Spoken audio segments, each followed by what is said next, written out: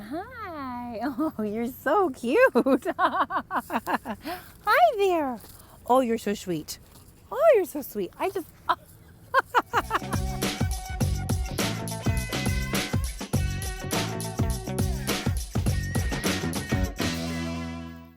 Hey everyone, it's Amanda Johnson back with this week's Thoughtful Thursday, where I offer tips, tricks, and insights to help you love the life you have so you can have the life you want. And today I'm coming at you from the beautiful Beverly Hills, California, as I am on my location independent road trip.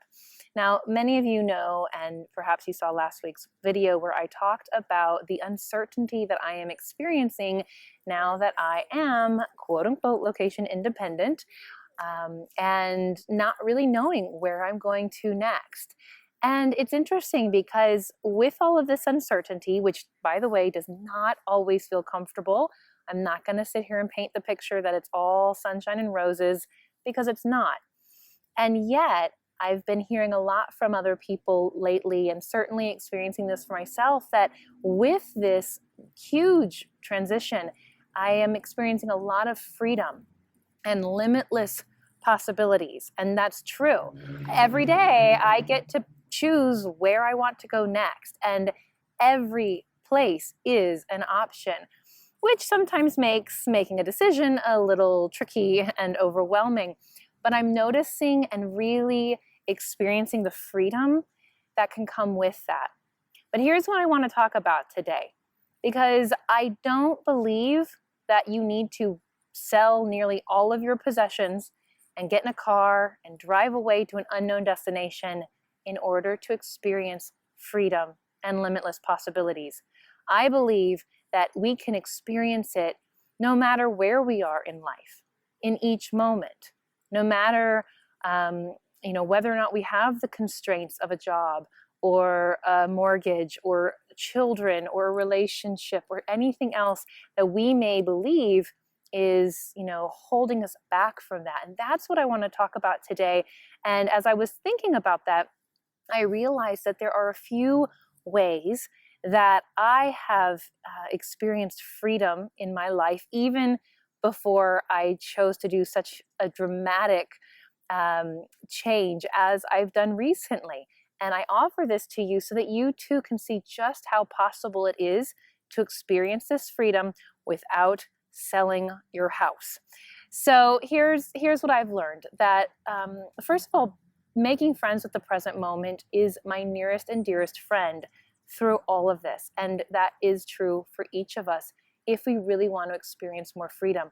By the way, I talk a little bit more about what I believe freedom is in another one of my blogs, which I've linked below this one. So if you want to hear my current definition of what freedom means, I invite you to check that out and just see if that also sheds some light on this topic for you.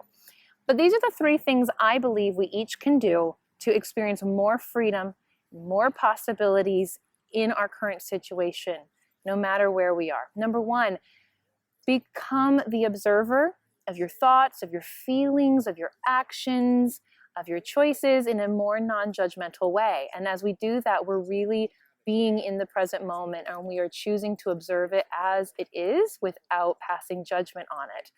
The second thing that we can do is really practice acceptance and noticing that we always have a choice in every single moment. So we accept that this is my current situation, this is the moment, it is what it is, and I know that I have a choice. I am not a victim of my circumstances.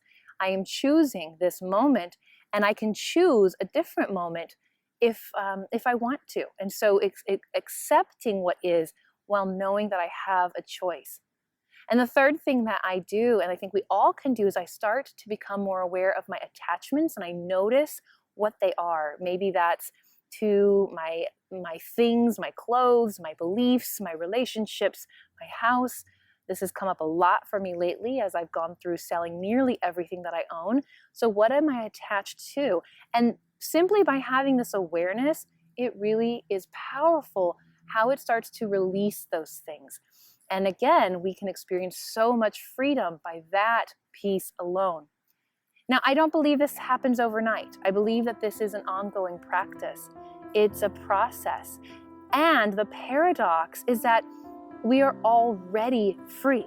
So while it is a process, and I believe the process isn't about getting anywhere because we're already there, the process is to remember this every day, to remember how we are already free, and then to continue to reveal this more and more to ourselves and to others.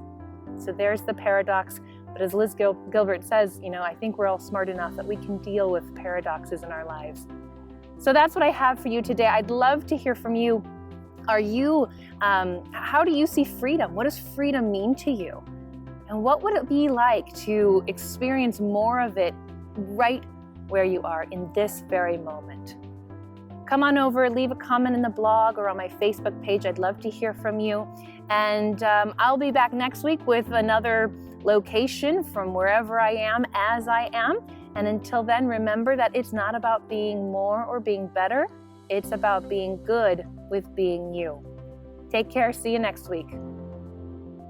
Are you ready to release your self-judgments, expectations, and attachments? Then I encourage you to learn more about my online course, Being Good with Being You. Registration is open. Don't live another year living under the shadow that who you are isn't okay. Learn to be good with being you. Go to www.amandajohnson.tv to learn more.